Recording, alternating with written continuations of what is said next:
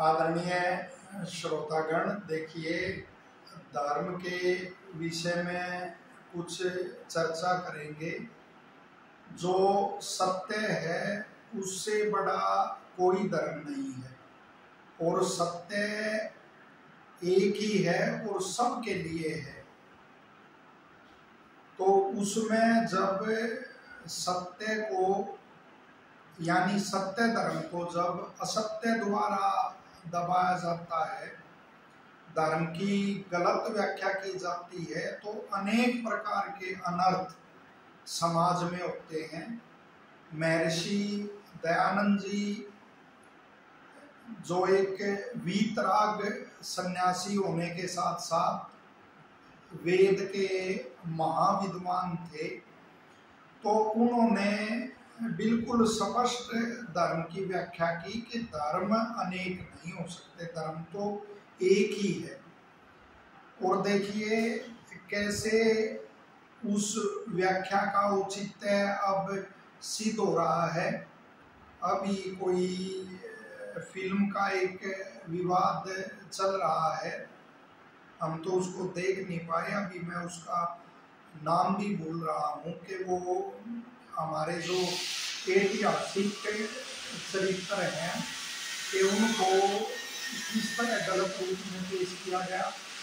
तो किसी ने ठीक ही कहा था, ऋषि तेरी बात पर जमाना आ रहा है। मैं ऋषि को बहुत पहले ही कहते थे, बहुत पहले ही कह गए कि महापुरुषों का स्वांग नहीं करना चाहिए। वो राव कर्ण सिंह के साथ इसी बात पर उनका जो विवाद हुआ, तो वही बात अब खुल के आ रही है। और वो फिल्म अभिनेता है, उनका भी मैंने एक बयान सुना, मुकेश कुमार, शायद मुकेश खन्ना कुछ ऐसा नाम है, जो महाभारत जो सीरियल है उसमें जो भीष्म पितामह बने हुए थे, उन्होंने बड़ा अच्छा बयान दिया। उन्होंने कहा कि जब किसी ने यह दलील दी कि फला रामायण में ये है, उस रामायण में ये है, उन्होंने कहा रामायण अनेक थोड़ी हो सकती है, मूल रामायण तो एक ही है, महर्षि वाल्मीकि द्वारा लिखी गई। अब मैं उसमें कुछ विस्तार कर दूं और कुछ कर दे तो वो मान्य नहीं होगी। तो देखिए, यही जो सत्य को शोधने का, उसके शोधन का और जो समस्याओं से निपटने का वो रास्ता जो आत्मा देखती है, वही सत्य का रास्ता है। और उस सत्य को तो ऋषि दयानंद पहले ही बता रहे कि कैसे उनमें मिलावट हुई है ग्रंथों में, और धीरे धीरे फिर उससे लोग उनको काल्पनिक भी मानने लग गए, जब उनमें असंभव सृष्टि नियम विरुद्ध बातें उनको जोड़ दी गई। लेकिन हम ये बातें अपने मुख से कहकर भी हमारे साहित्य में, हमारे संस्कारों में ऐसे रच बस गया है ये अंधविश्वास और मिलावट, कि दूसरा जब हम पर कोई आक्रमण करता है तब तो हम बचाव के लिए सत्य को कहते हैं, लेकिन फिर उसी अंधविश्वास में उसमें घुस जाते हैं। तो जो आर्य विद्वानों ने साहित्य का शोधन किया है, जो मिलावट को अलग किया और मूल ग्रंथों का जो वास्तविक स्वरूप है वो आगे रखा है दुनिया के, तो उसको यदि मानेंगे तो ये विवाद नहीं हो सकते। इसी तरह से जो हमारे चाचा जी हैं, वो दिल्ली में मानक ब्यूरो में ऑफिसर रहे हैं, तो उन्होंने स्वयं बताया, उनके मुख से सुना है पिताजी ने, और पिताजी से हमने सुना है कि जो श्री अभिषेक मनु सिंघवी जी हैं, कांग्रेस के नेता, तो उनके पिता थे जो डॉक्टर लक्ष्मीमल सिंघवी, बहुत बड़े विद्वान थे, सांसद भी वो रहे। तो वो दिल्ली में आए और वो चाचा जी खुद सुनने वाले थे। उन्होंने कहा कि मैंने स्वयं इंदिरा जी को कहा था कि सेक्युलर का अर्थ धर्मनिरपेक्ष नहीं होता भाषा विज्ञान में, इसका अर्थ तो पंथ निरपेक्ष होता है। लेकिन उनके आग्रह के बाद भी ऐसे बड़े विद्वान के आग्रह के बाद भी वो धर्मनिरपेक्ष शब्द लिख दिया गया और लोगों ने वो कानूनी रूप से ही अपना अलग अलग धर्म हो गया। तो धर्म ही अलग हो गया हमारा, तो फिर क्या रहा, फिर एकता कैसे हुई? मत पंथ अलग हो सकते हैं और लेकिन धर्म तो एक ही है। और वो जो रास्ता दिखाने वाला धर्म है सारे संसार को, वो वेद है।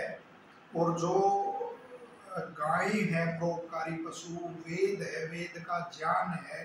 जो महापुरुष हुए श्री रामचंद्र जी, श्री कृष्ण जी, योगी राज हुए, और इसी तरह मर्यादा पुरुषोत्तम श्री राम हुए, कितना आदर्श चरित्र और उनका, तो उसको वो सबके लिए है, सबके लिए कल्याणकारी है वो धर्म, किसी एक के लिए नहीं है। और उस गलत व्याख्या से, वर्ण व्यवस्था की गलत व्याख्या से जो मिलावट हुई, उसकी गलत व्याख्या से क्या क्या अनर्थ हो गए। वरना कितना बढ़िया वर्ण व्यवस्था का सिद्धांत है, और वो वेद का ही सिद्धांत है कि कर्म के अनुसार वर्ण होंगे। और कैसे ऋषि दयानंद जी ने इतिहास के आधार पर भी सिद्ध किया कि क्षत्रिय कुल में उत्पन्न हुए विश्वामित्र कैसे वो ब्राह्मण बने, और ऐसे ही जापाल वो जो थे शूद्र कुल में उत्पन्न हुए, वो ब्राह्मण पद को प्राप्त हुए। बाद में भी ऐसे उदाहरण और वो देखे गए, लेकिन आज वो वर्ग विशेष ही बना हुआ है। और ये क्या वो चल रहा है, तो उसमें सारी की सारी ये गलत व्याख्याएं हैं। श्री राम को मानने वाला मनु को कैसे नहीं मान सकता? मनु और श्री राम में वो एक ही परंपरा के हैं। तो इसी तरह से वो अनेक उस पे नेट पे सर्च करोगे आप, तो ये जैसे महात्मा गौतम बुद्ध ने मत चलाया, तो वो उसके थे, अपना क्षत्रिय कुल के थे। तो ये मान्यताएं ऐसी है, कोई भाई नेट पे ऐसे ही लिख रहे हैं कि उस समय वर्ण थे ही नहीं, कि उनका कोई वर्ण वो नहीं था। तो वर्ण तो आरंभ से ही वो चले आ रहे। महामती चाणक्य ने वर्ण का उल्लेख किया है। हाँ, जाति नहीं थी और वर्ण कर्म के आधार पे थे। अब एक ही उससे जाति से चिपके रहोगे, चाहे कितने बड़े आप अधिकारी बन गए, फिर भी उसी वर्ग में और उसमें गिनती आपकी होगी, तो साथी जो अधिकारी हों उनको किसी दृष्टि से आप देखोगे। या जो किसी भी जो उच्च जाति में अपने उसको मानते हो, तो यदि वो गरीब है, यदि उसके साथ कोई उसका किसी प्रकार का शोषण हुआ है, क्या वो गरीब और शोषित नहीं है? तो सारा समाज इसमें उलझ के रह गया है। और आर्य विद्वानों ने जो मनुस्मृति की भी जो उसमें मिलावट थी, जो उसका शोधन किया और उसकी सही व्याख्या प्रस्तुत की कि कैसे मनु महाराज ने कहा है कि कर्म के आधार पर ही वर्ण होते हैं, और शूद्र वो ब्राह्मण हो सकता है, ब्राह्मण शूद्र हो सकता है। तो इस तरह से, और जो वर्ण व्यवस्था को मानता ही नहीं और समाज में बिल्कुल अराजकता वो फैलाता है, फिर उसको वर्ण बाह्य करके उसको राक्षस मानते थे। और शूद्र का अर्थ शूद्र नहीं है, उसका तो दीप्ति प्रकाश करने वाला, सृजन करने वाला, ऐसे अर्थ है। अब भी नौकरियों को क्यों फिर D group, C group, B group और ए ग्रुप बनाते हैं? तो ये सारे का सारा।